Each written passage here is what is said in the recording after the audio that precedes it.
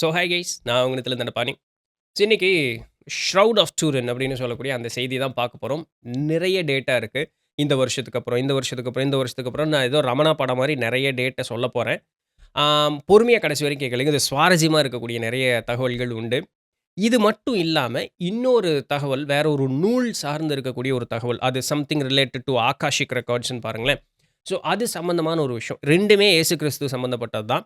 So இயேசு கிறிஸ்து கூட இந்தியர்களும் சம்மந்தப்பட்ட ஒரு விஷயம். ஸோ இது 2யும் நான் இன்னைக்கு சொல்றேன்.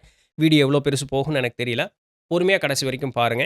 என்னமோ நான் கள ஆராய்ச்சி பண்ணி இதெல்லாம் எழுதின மாரி என்கிட்ட யாரோ ஒரு கிறிஸ்துவர்களோ யாரோ ஒருத்தங்க என்கிட்ட சண்டைக்கு வராதீங்க. இதெல்லாம் ஏற்கனவே இருக்கக்கூடிய டேட்டா. நான் அத உங்களுக்கு கம்பைல் பண்ணி ஈஸியா கொஞ்சம் புரியிற மாரி சின்னதா சொல்லப் போறேன். அப்படி இல்ல எனக்கு முழு செய்தி தேவை அப்படின்னு கேட்டீங்கன்னா, எல்லா லிங்க்கும் கீழ டிஸ்கிரிப்ஷன்ல தந்திருக்கேன். பொறுமையா போய் நீங்க படிச்சு பார்க்கலாம். சரிதானுங்களா? ஆல்ரைட். வீடியோ புடிச்சிருந்தா லைக் தட்டி விட்டுருங்க. சப்ஸ்கிரைப் பண்ணிருங்க. ஹைப் பட்டன் குடுத்துருங்க. உங்க நல்ல கருத்துக்கள கீழ கமெண்ட்ல தெரிவிங்க. நம்ம சேனலுக்கு ஏதாவது மானிட்டரி வைஸ் சப்போர்ட் பண்ணணும்னு விருப்பப்பட்டீங்கன்னா, கீழ டிஸ்கிரிப்ஷன்ல டீட்டெயில்ஸ் இருக்கு. நம்மளுடைய மத்த 2 சேனலான நித்தில நண்பனை பாட்காஸ்ட் அண்ட் தட் கோயம்புத்தூர்காரன் 2யும் பாருங்க. 3 சேனலையும் சப்ஸ்கிரைப் பண்ணீங்க. சேனலையும் வீடியோஸ் உங்க ஃபிரெண்ட்ஸ் அண்ட் ஃபேமிலிக்கு ஷேர் பண்ணுங்க. ஓகே. ஏதோ டிஸ்க்ளைமர் சொல்ற மாரி சொல்லி முடிச்சுட்டேன். ஆல்ரைட்.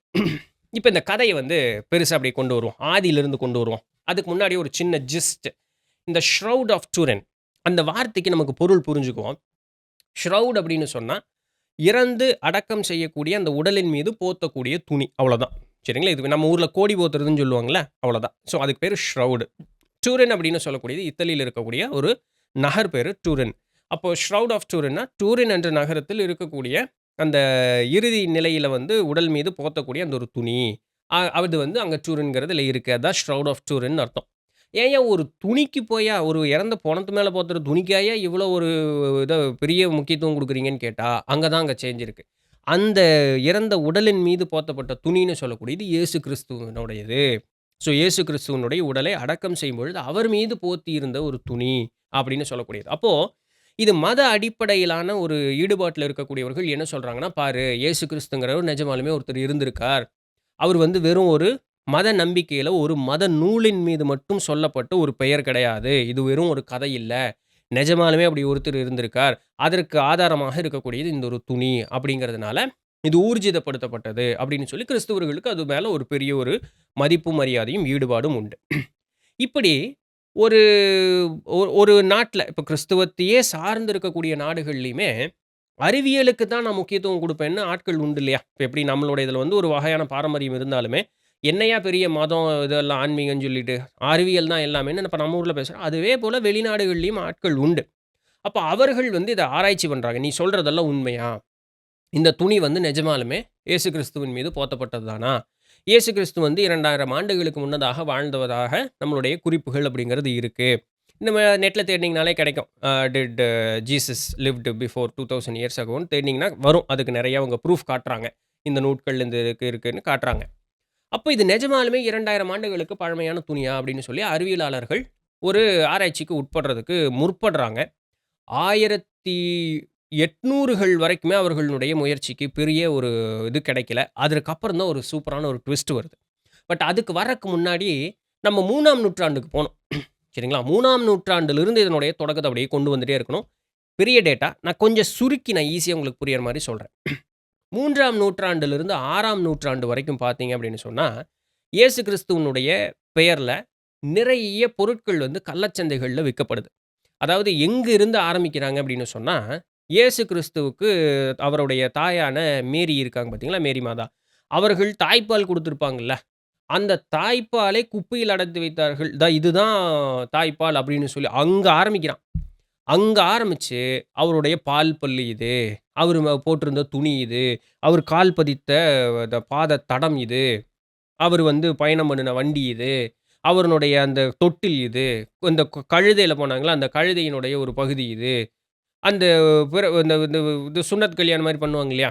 ஸோ அந்த பிறப்புறுப்புடனே முன் தோல் இது. ஸோ என்னென்னலாமோ சொல்லணுமோ, எல்லாத்தையும் சொல்லி கள்ளச்சந்தைகள்ல விற்பனை அப்படிங்கிறது 3ஆம் நூற்றாண்டிலிருந்து 6ஆம் நூற்றாண்டு வரைக்கும் நல்லா செவ்வனே நடந்துகிட்டே இருக்குங்க.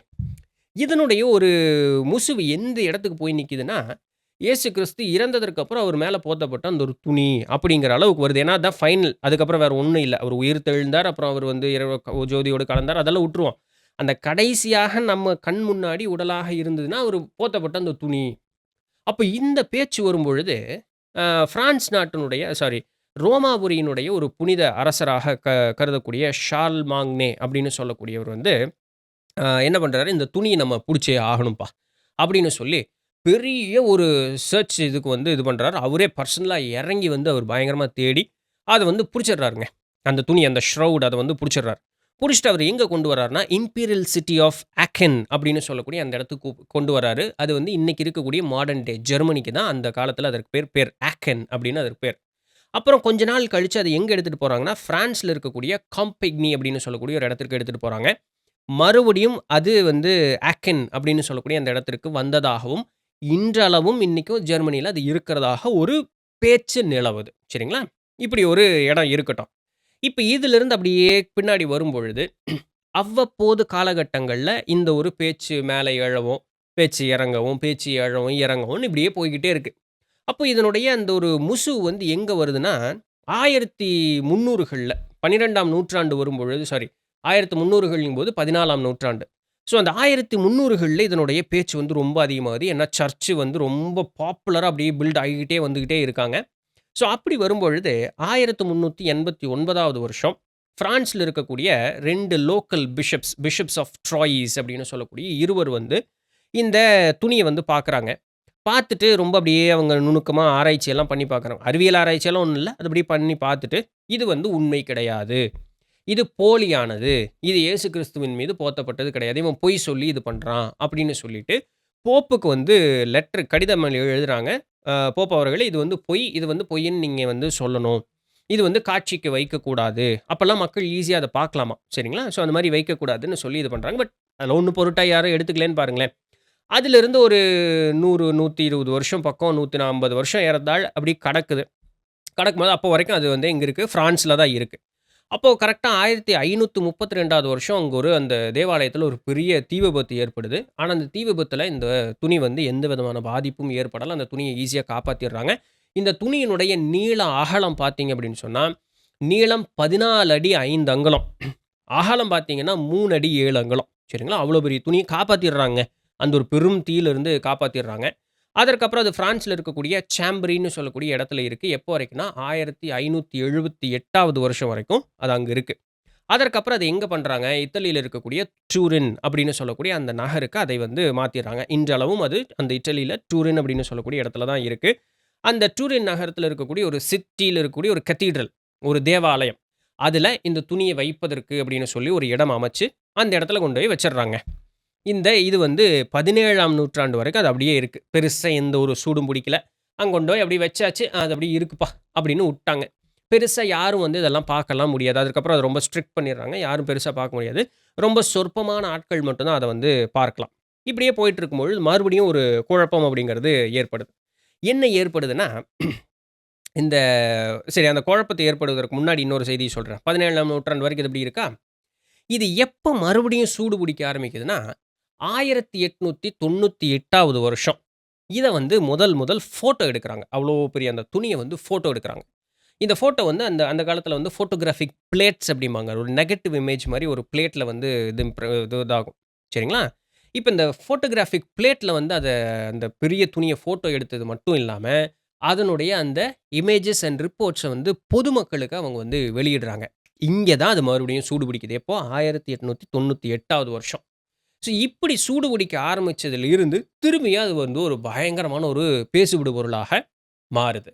இப்படி மாறும் பொழுது, இப்போ எங்கிட்ட இருக்கக்கூடிய துணி தான் வந்து ஒரிஜினல் அப்படின்னு சொல்லக்கூடிய சண்டை பல நாடுகள் போட ஆரம்பிக்கிறாங்க.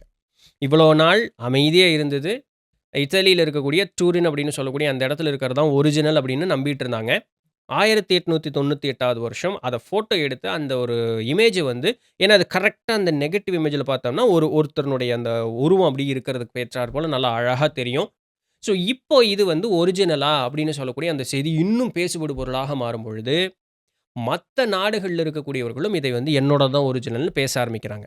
பாருங்க, இதுல ரொம்ப முக்கியமாக இருந்தது என்னன்னா, பிரான்ஸ் நாட்டுல இருக்கக்கூடிய ஏர்லெஸ் அண்ட் கோல்டீன் அப்படின்னு சொல்லக்கூடிய அந்த நாட்டுல எங்ககிட்ட இருக்கக்கூடியது தான் ஒரிஜினல் அப்படின்னும், இத்தாலியில இருக்கக்கூடிய ரோமாபுரியில இருக்கக்கூடியது எங்ககிட்ட இருக்கிறது தான் ஒரிஜினல் அப்படின்னு சொல்லக்கூடிய அந்த ஒரு பேச்சுக்குள்ள 2 பேரும் சண்டைக்கு வர்றாங்க.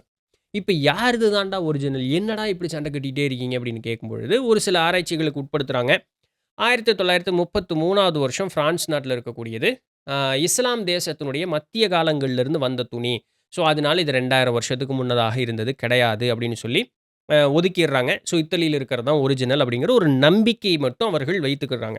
இது மட்டும் இல்லாம 11ஆம் நூற்றாண்டைச் சேர்ந்ததாக சொல்லக்கூடிய பிரான்ஸ்ல இருக்கக்கூடிய கத்தீட்ரல் ஆஃப் கஹோர்ஸ் அப்படின்னும், ஜெர்மனியில இருக்கக்கூடிய மெயின்ஸ் அப்படின்னு இடமும், துருக்கியில இருக்கக்கூடிய இஸ்தான்புல்ல இருக்கக்கூடியதும், எங்ககிட்டயும் இந்த மாரி துணி இருக்கு. புனித துணி அப்படிங்கிறது எங்ககிட்ட இருக்கு. 11ஆம் நூற்றாண்டைச் சேர்ந்ததுன்னு அவங்கலாம் சொல்ல.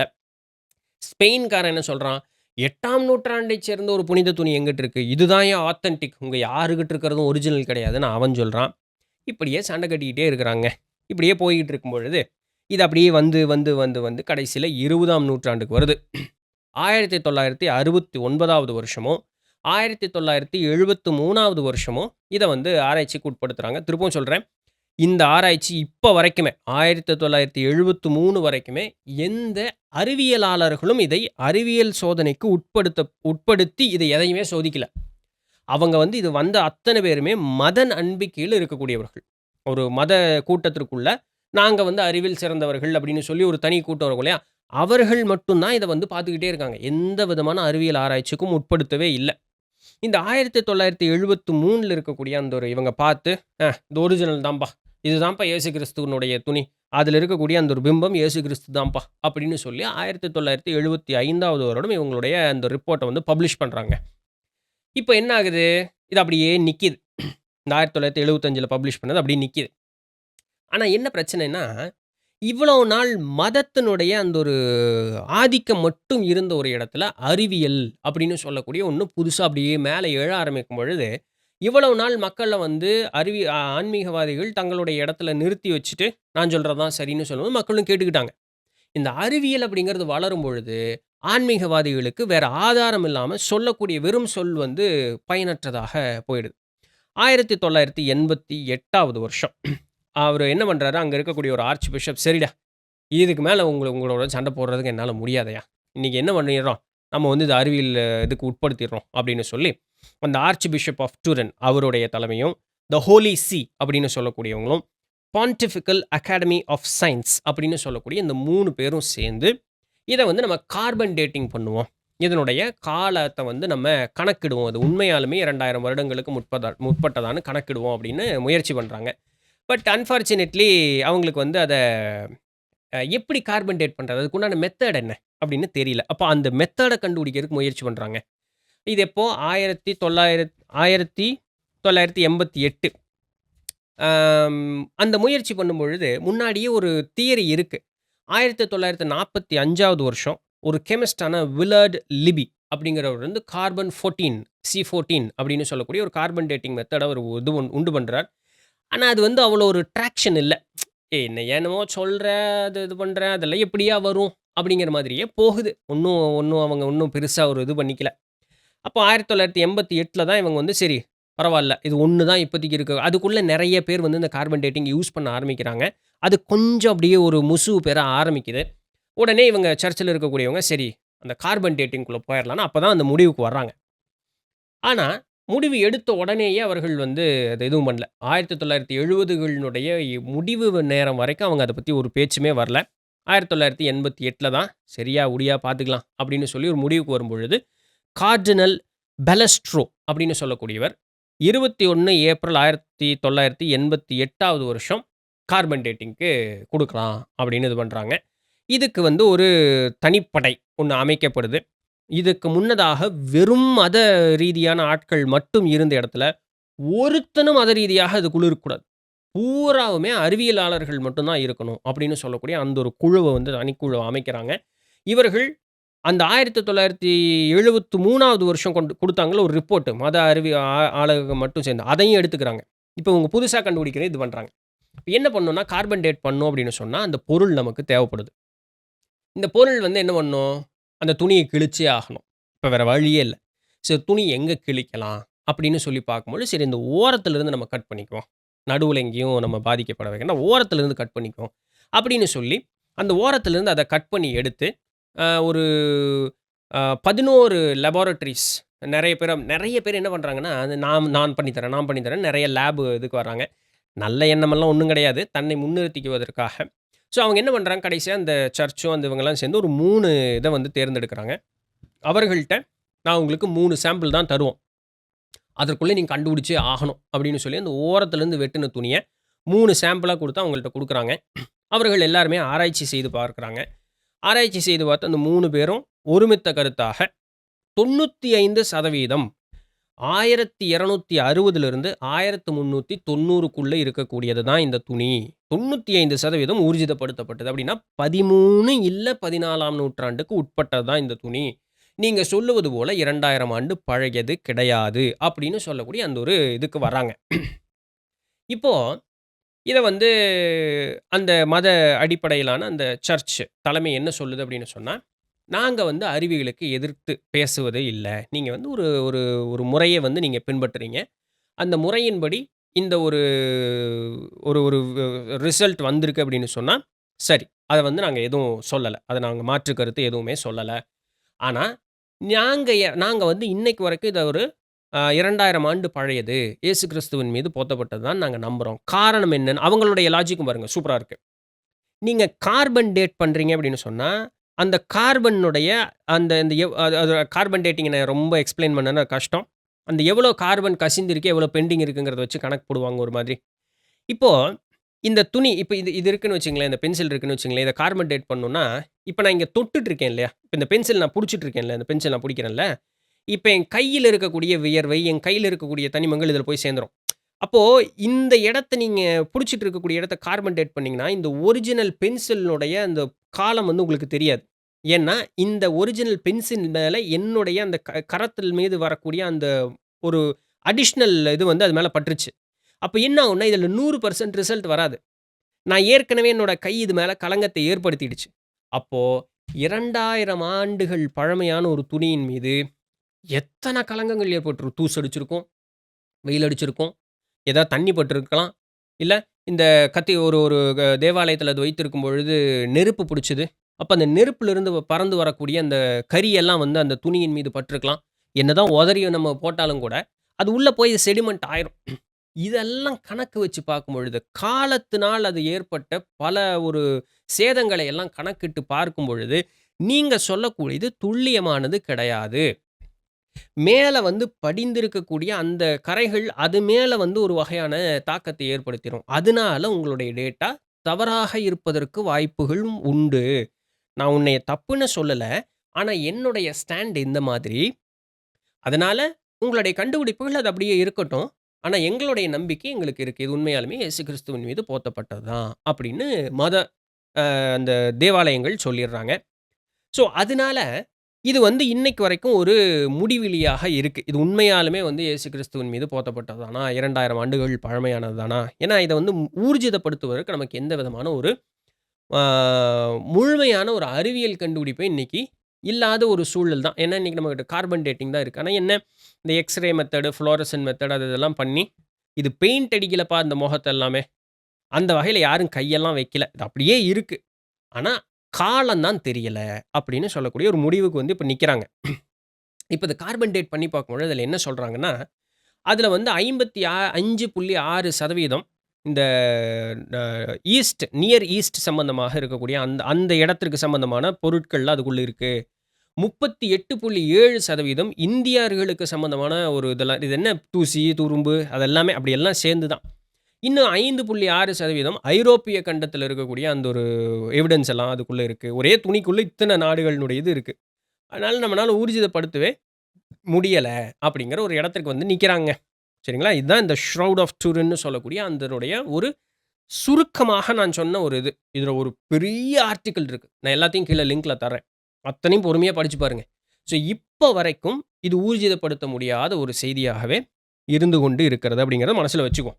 இப்ப வச்சுட்டு, இயேசு கிறிஸ்துவானவர் இந்தியாவிற்கு வந்தாரா? ஏன்னா அந்த ஒரு பேச்சு வந்துடுச்சே. இயேசு கிறிஸ்து இந்தியர். 2000 ஆண்டுகளுக்கு முன்னதாக பிற மதங்கள் இல்ல. அதனால வந்து இயேசு கிறிஸ்து இந்தியரா இருக்கிறதுனால, அவர் இந்திய துணி தான் அவர் மேல போர்த்தி இருந்ததுனால, அவர் வந்து ஒரு இந்து அப்படின்னு சொல்லக்கூடிய ஒரு பேச்சு இந்த மாரி எல்லாம் நெறைய நியூஸ்காரன் சொல்றதுக்கு என்ன ஒரு பஞ்சமா? இப்படி சொல்லிட்டு இருக்கும் பொழுது, ஒரு நூல் ஆதாரம் அப்படிங்கிறது ஒண்ணு இருக்கு. இந்த நூல் பேர் என்னன்னா, the Aquarian gospel of Jesus the Christ அப்படின்னு சொல்லக்கூடிய இந்த நூல். சரிங்களா? இந்த நூலை எவ்வளோ பெரிய நூல் பாருங்க பைபிளாட்டம் இருக்கும். இது Amazonல இருக்கு. நான் கீழ லிங்க் தரேன். இத எழுதினவர் வந்து லெவி ஹெச். டவுலிங் அப்படின்னு சொல்லக்கூடியவர் எழுதியிருக்கார். இயேசு கிறிஸ்து தன்னுடைய 12வது வயதிலிருந்து 30வது வயது வரைக்கும் 18 ஆண்டுகள் எங்க போனாருன்னு தெரியல. இது இன்னைக்கு இருக்கக்கூடிய மதக்காரர்களும் ஒத்துக்கிறாங்க. எங்க போனாருன்னு தெரியலன்னு.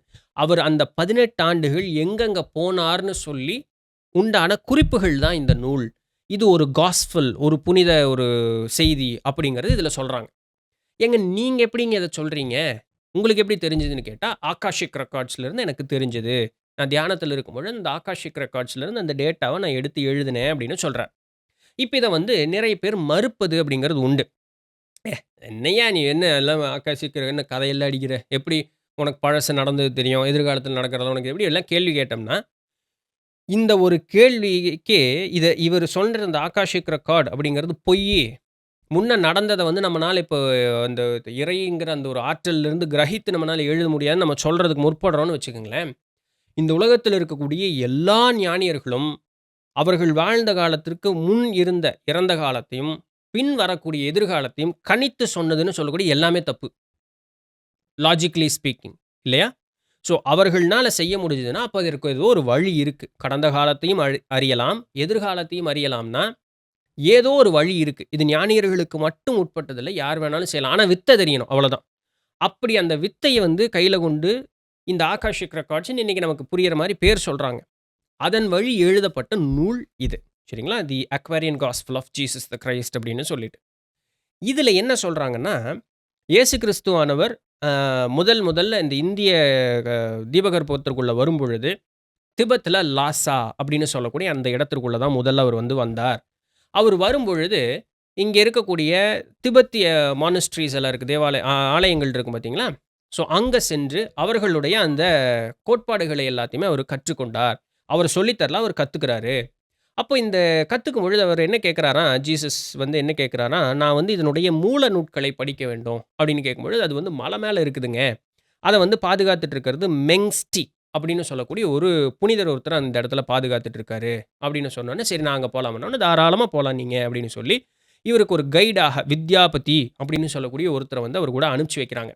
அப்ப இந்த வித்யாபதி அப்படியே பல இடங்களையும் எல்லாம் கடந்து மலை மீது கடினப்பட்டு ஏறி, அங்க போய் அந்த மெங்ஸ்டி அப்படின்னு சொல்லக்கூடியவர பார்த்து, ஒரு ஹீப்ரு ஞானி ஒருத்தர் இந்த மாரி வந்திருக்கிறாரு.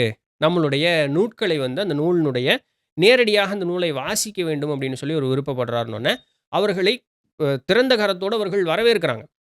வரவேற்று அமர்த்தி, அந்த மெங்ஸ்டி அப்படின்னு சொல்லக்கூடியவர் அந்த நூலை படித்து சொல்ல, இந்த வித்யாபதி அப்படிங்கிறது இயேசு கிறிஸ்துவுக்கு சொல்ல, இந்த மாரி அப்ப நேரடியாக அந்த புனிதர்கிட்ட இருந்து இந்த ஒரு புனிதர் வந்து எல்லா செய்திகளையும் கேட்டு கற்றுக்கொள்ளுகிறார். கற்றுக்கொண்டதற்கு பிறகு அங்கிருந்து அவர்களுக்கு நன்றி சொல்லி திருப்பியும் அவருடைய பயணத்த தொடர்றார். எங்கன்னா, மேற்கு நோக்கி தொடர்றார். மேற்கு நோக்கி போம்பொழுது அவர் எங்க போறார்ன்னா, லடாக் நகர்ல லே அப்படின்னு சொல்லக்கூடிய இடத்திற்கு போகிறார். அந்த இடத்திற்கு போம்பொழுது, அங்க வந்து நிறைய வணிகர்கள பார்க்கிறாரு. சமுதாய ரீதியாக தாழ்த்தப்பட்ட மனிதர்கள் அப்படின்னு சொல்லக்கூடியவரெல்லாம் பார்க்கிறாரு. அப்ப அங்க பார்த்துட்டு, இவருடைய அந்த ஞான உபதேசங்கள அவர்களுக்கு குடுத்துக்கிட்டே வராராம். அப்படி வரும்பொழுது, இந்த இயேசு கிறிஸ்துன்னு சொல்லக்கூடிய ஒரு ஹீப்ரு நாட்டுன்னு ஒரு ஒரு மொழி பேசக்கூடிய ஒரு புனிதர் இந்த இடத்துல வந்திருக்கிறார். அவர் நிறைய அற்புதங்கள் செய்கிறார். பார்ப்பதற்கு மிகுந்த அழகுடையவராக இருக்கிறார். அவருடைய உபதேசங்கள் நல்லா இருக்கு. அப்படின்லாம் இது பண்ணும்பொழுது, ஒரு தாய் வந்து தன்னுடைய பிள்ளைய இறந்தர்றா. அப்போ அந்த அந்த குழந்தைய வந்து காப்பாத்தி குடுங்க அப்படின்னு இறக்கல. இறக்கும் தருவாயில இருக்கு. சாரி நான் அது இறக்கல. நோயுற்று கிடக்குது அந்த குழந்தை. மருத்துவர்கள்னால கைவிடப்பட்டது. உன்னுடைய குழந்தையினுடைய காலம் வந்து எண்ணப்பட்டதாக இருக்கிறது. நீ ஒப்புக்கொள் உன்னுடைய குழந்தை இறந்துவிடும் அப்படின்னு சொல்லக்கூடிய அந்த ஒரு கூற்றை வந்து மருத்துவர்கள் முன்வைக்கிறாங்க. அப்ப அந்த குழந்தைய தூக்கிட்டு அந்த அம்மா வந்து இயேசு கிறிஸ்துவின் முன்னாடி வர்றா. "சாமி நீங்க தான் என்னுடைய குழந்தைய காப்பாத்தணும்." அப்படின்னோனே, இயேசு கிறிஸ்து என்ன சொல்றாராம், "சரி." இறைவனான தேவனின் மீது அ ஒரு ஒரு வார்க்கு வைக்கிறேன். "சுவாமி, இறைவனான தேவனே, உங்களுடைய அந்த பூரணமான அருளாசி என்னுள் இறங்கி, நான் ஒரு பாத்திரமாக இருந்து, அந்த அருளாசி என்னுள் இறங்கி, அது இந்த தாயின் மீதும், அவளுடைய பிள்ளையின் மீதும் சென்று சேரக்கடவட்டும். இதனால் அவர்கள் பூரணமாக தூயவராகி அந்த குழந்தை திருப்பியும் முழு நலத்தோடு உயிர் பெற்று தாயுடன் நீண்ட நாள் வாழட்டும்னு சொல்லி ஆசீர்வதிச்சுட்டு அந்த பெண்ணை பார்த்து சொல்றாராம், பெண்ணே நீயும் உன்னுடைய குழந்தையும் ஆசீர்வதிக்கப்பட்டவர்கள் ஆனீர்கள். இனிமே உங்களுக்கு நோய் நொடி இல்லாத பூரணமான வாழ்வு இருக்கும்னு சொல்லவும் அந்த குழந்தை டக்குன்னு எந்திரிச்சிருது. இதை கண்கொண்டு பார்த்தவர்கள் உண்டுன்னு எழுதுறாங்க இந்த நூல்ல. இது போல இந்த ஒரு நிகழ்வு நடந்தோடனே இப்ப மக்கள் என்ன சொல்லுவாங்க? யார் யாரெல்லாம் நோயுற்றார்களோ அத்தனை பேரும் இயேசு கிறிஸ்துவிடம் வர, ஒரே பொட்டு கூட மனசுல எந்த விதமான சலனமோ, கலங்கமோ எதுவும் இல்லாம வந்தவர்கள் அனைவரையும் குணமாக்கினார் அப்படின்னு சொல்லக்கூடிய அதே டயலாக் தான். இறையான தேவனே, என் தகப்பனே, உன்னுடைய அந்த ஒரு அருளை என் மீது கொண்டு நான் ஒரு பாத்திரமாக இருந்தது கடத்து அப்படிங்கிறது தான் அந்த ஒரு இது. இதே ஸ்டேட்மெண்ட் தான். எல்லாரும் வந்து அந்த இடத்துல தூய்மைப்படுத்தப்படுகிறார்கள். அவர்களுடைய நோயெல்லாம் குணமாகி ஆரோக்கியமாகிறார்கள்னு. அப்போ சில காலம் வந்து அந்த இடத்துல அவர்களோடு வாழ்ந்திருந்துட்டு இயேசு கிறிஸ்து அந்த இடத்துல இருந்து நகர்றார். நகரும் பொழுது ஒரு தாயை பிரியக்கூடிய பிள்ளை போல அங்க இருக்கக்கூடிய மக்கள் வந்து அழுது புலம்பி அவர்கள் கண்ணீர் வடித்து நின்றார்களாம். அப்போ அவர் என்ன சொல்றாராம், இந்த உலகத்துல வந்து ஒரு பெரிய ஒரு அரசர் இருந்தாரு. கடைசியா அவர் போறக்கு முன்னாடி அவர்களுக்கு சொல்லக்கூடிய அந்த ஒரு செய்தி. இந்த உலகத்துல ஒரு பெரிய ஒரு அரசர் ஒருத்தர் இருந்தாரு. அந்த அரசர் பார்த்தீங்க அப்படின்னு சொன்னா, தன்கிட்ட இருக்கக்கூடிய ஒரே ஒரு மகனிடம் பெரும் செல்வங்களை கொடுத்து, இந்த ஒரே ஒரு மகனிடம் பெரும் செல்வங்களை கொடுத்து, "நீ நாடு முழுக்க செல், இந்த உலகம் முழுக்க செல். மக்களுக்கு வேண்டுகிற இந்த செல்வங்களை எல்லாம் வாரி வழங்கு அவர்களுக்கு" அப்படின்னு சொல்லி அனுப்பி வைக்கிறாராம். எதனால? தன்னுடைய பிரஜையின் மீது கொண்ட அந்த ஒரு ஈடுபாட்டின்கால் அவர வந்து அனுப்பி வைக்கிறாங்களாம். அப்ப அந்த மகனார் வந்து அந்த அரசனுடைய அந்த மகனார் வந்து எல்லாத்துக்கும் பெரிய பெரிய செல்வங்களை எல்லாம் வாரி இழைக்கும் பொழுது, அங்க இருந்த அந்த மத குருமார்களும், அந்த பெருந்தலைவர்களும் என்ன ஆயிடுறாங்க அப்படின்னு சொன்னா, தங்களுக்கு இதனால ஏதாவது ஒரு பாதிப்பு வருமோ அப்படின்னு நினைச்சுக்கிட்டு, இந்த அரசனுடைய பையன் வந்து ஒரு போலியானவன். இவன் கொடுக்கக்கூடிய பரிசு வந்து தங்கமோ, வெள்ளியோ, வைரமோ இதெல்லாம் உண்மையே கிடையாது. எல்லாம் போலி அப்படின்னு சொல்ல, அந்த மக்களும் அதை நம்பி, அந்த எல்லா விதமான உன்னதமான பரிசுகள் எல்லாம் தூக்கி தெருவுல போட்டு, அந்த அரசனுடைய மகன வந்து இழுத்துட்டு வந்து அடிச்சு, துன்புறுத்தி, அவன வந்து தூக்கி அந்த இடத்த விட்டு வெளிய வீசி இதெல்லாம் பண்றாங்க. இத்தனை துன்பங்களையும் ஏற்ற அந்த மகன், அவர்கள் மீது பாவம் கொள்ளாமல், அவர்கள் மீது ஒரு கோபம் கொள்ளாமல், யாரேனும் அப்பொழுதும் தன்னை நாடி யாரேனும் வந்தார், அவர்களுக்கு உண்ண உணவும், அவர்களுக்கு வேண்டுமென பொருளையும் கொடுத்தாராம். கொடுத்துட்டு தன்னுடைய பயணத்த திருப்பியும் தொடர்ந்தாராம். ஏன்? என் தகப்பன் சொன்னார். என் தகப்பன் இப்ப என்னால மட்டும் தான் தகப்பன் என்னிடம் தான் சொல்லியிருக்கார். அந்த காரியத்த நான் தான் செய்யணும். அப்படின்னு சொல்லி உலகம் முழுக்க அந்த அன்பின்பால் அவர் வந்து அந்த இத குடுத்துக்கிட்டே வந்தாராம். பரிசில்கள் எல்லாத்தையுமே. இப்ப நான் உங்களுக்கு சொன்ன அந்த அரசன், தகப்பன்னு சொல்லக்கூடியது இறைவன். அவர் அனுப்பி வைத்த பிள்ளை அப்படின்னு சொல்லக்கூடியது நான். அதனால எனக்கு எந்த மாதிரி ஒரு நிகழ்வு நடந்தாலும் சரி, தகப்பனுடைய பேச்சை மாறாத பிள்ளை. மக்களுக்கு நன்மை செய்ய வேண்டும் அப்படிங்கிறதுக்காக தான் நான் இங்க வந்திருக்கேன். அதனால என்னால ஒரு இடத்துல இருக்க முடியாது. நான் வந்து தொடர்ந்து பயணம் செய்யக்கூடியவன்னு சொல்லி, அவர்களுக்கு வேண்டுவன அந்த அருள் செஞ்சுட்டு அந்த இடத்துல இருந்து சென்றார். பாரசீகத்திற்கு போறார் அடுத்தது. அப்புறம் அப்படியே வருதுங்க எங்கெங்க போனார் அப்படின்னு சொல்லிட்டு. ஒரு பெரிய ஒரு டிராவல்ல போறார் ஜீசஸ் கிறிஸ்ட். ஸோ இப்படி வந்து இது இருக்கு. ஸோ இந்த வகையில பார்க்கும்பொழுது இவர் வந்து இந்திய தேசம் அப்படிங்கிறதற்கு வந்திருக்கிறார் அப்படின்னு சொல்லுங்க. அந்த மேல் பகுதியில வந்து இந்திய தேசத்திற்கு வந்திருக்கிறார் அப்படின்னு சொல்லக்கூடியது ஒரு குறிப்புங்கிறது உண்டு. இதே இதில வந்து இன்னொரு சில அன்எடிட்டட் ஒரு வெர்ஷன் ஒண்ணு இருந்தது. நான் சாம் கிட்ட குடுத்து அனுப்பிச்சுட்டேன். ராவணன் அப்படின்னு சொல்லக்கூடிய ஒரு அரசரை பார்த்ததாகவும், அவரிடம் வந்து தன்னுடைய அந்த ஒரு இவரும் பேச, அவரும் சொல்ல, அந்த மாரி அந்த அறிவினுடைய பரிமாற்றம் நெறைய இருந்தது அப்படின்னும், இங்க இருக்கக்கூடிய பெரும் வல்லுனர்களையும், பண்டிதர்களிடம் வந்து அவர் வந்து அளவளாவி இருந்ததாகவும், அறிவினுடைய பரிமாற்றம் இவருக்கு தெரியாதது அவங்க சொல்லி தர, அவர்களுக்கு தெரியாது இவரு சொல்லி தர, அந்த மாரி நிறைய அறிவினுடைய பரிமாற்றம் நடந்ததாகவும் அந்த ஒரு நூல் குறிப்பிருக்கு. எனக்கு அந்த நூல் இல்ல என்கிட்ட. இருந்தா காமிச்சிருப்பேன். ஸோ இந்த மாதிரி செய்திகள் எல்லாமே உண்டு. இப்ப இதில எதுவுமே நம்மனால ஊர்ஜிதப்படுத்த முடியாது. அதுதான் பியூட்டியே. இதில எதையுமே நம்மனால ஊர்ஜிதப்படுத்த முடியாது. நூல் வாயிலாக இருக்கக்கூடியது தான் நமக்கு இருக்கக்கூடிய ஒரே ஆதாரம். அது எந்த வழியில வந்தது அப்படிங்கிறது ஒரு வகையான கூற்றின்பால் சொல்லப்படுகிறது. அந்த வழியும் வந்து நம்மனால ஊர்ஜிதப்படுத்த முடியாது. ஸோ நம்பினவனுக்கு நாராயணன் அவ்வளோதான். இல்லையா? நம்பினவனுக்கு நடராஜன், நம்பாதவனுக்கு யமராஜங்கிற மாதிரி. இது எல்லாமே ஒருத்தர் ஒரு காலகட்டங்கள்ல ஒரு வகையாக நமக்கு கொடுத்துட்டு போன ஒரு செய்தி. அறிவியலே வந்து ஒரு செகண்ட் விழி பிதுங்கி தான் நிக்கிது. தன்னால ஊர்ஜிதப்படுத்த முடியல, நிரூபிக்க முடியலன்னு சொல்லக்கூடிய அந்த இன்னைக்கு அறிவியல் தான் எல்லாமே அப்படின்னு சொல்லக்கூடிய அந்த அறிவியலே தலகுனிஞ்சு நிக்கக்கூடிய ஒரு இடம் தான். மதம் அப்படிங்கிறது வந்து நூல் வாயிலாகவும், அனுபவத்தின் வாயிலாகவும், ஒரு சில அமானுஷ்ய அனுபவத்தின் வாயிலாகவும், ஒரு செவி வழியாக இருக்கக்கூடிய அந்த ஒரு செய்திகளை கடத்துவது, இப்படி தான் அதனுடைய இது இருக்கு. எதையும் ப்ரூவ் பண்ணு அப்படின்னா, மதத்தினாலயும் ப்ரூவ் பண்ண முடியாது. ஸோ எல்லாமே அல்டிமேட்டா ஒரு நம்பிக்கை அப்படிங்கிற அடிப்படையின் கால் தான் பயணம் அப்படிங்கிறது ஏற்பட்டு கொண்டு இருக்கிறது. ஸோ நம்புறதும் நம்பாததும் அவரவர்களுடைய விருப்பத்தை சார்ந்தது. இதுதான் இன்னைக்கு உண்டான செய்தி. புடிச்சிருந்திருக்கும், இன்ஃபர்மேட்டிவா இருக்கும்னு நம்புறேன். இவ்வளோ தூரம் பேசுவேன்னு நான் எதிர்பார்க்கல. But that is okay. நான் சொல்லணும்னு விருப்பப்பட்ட அத்தனையும் சொல்லி முடிச்சுட்டேன். ஸோ இதையவே வந்து நான் இன்னொரு வீடியோவா போடணும் அப்படின்னு சொல்லக்கூடிய எனக்கு அவசியம் இல்ல. உங்களுடைய நல்ல கருத்துக்கள் என்ன அப்படிங்கிறதை நீங்க கீழ தெரிவிங்க. சரிங்களா? ஸோ அடுத்த காணொளியில ஒரு சுவாரஸ்யமான செய்தியில சந்திப்போம். அதுவரையும் தொடர்ந்து இணைந்திருங்கள். நான் உங்கள் தண்டபாணி. நன்றி.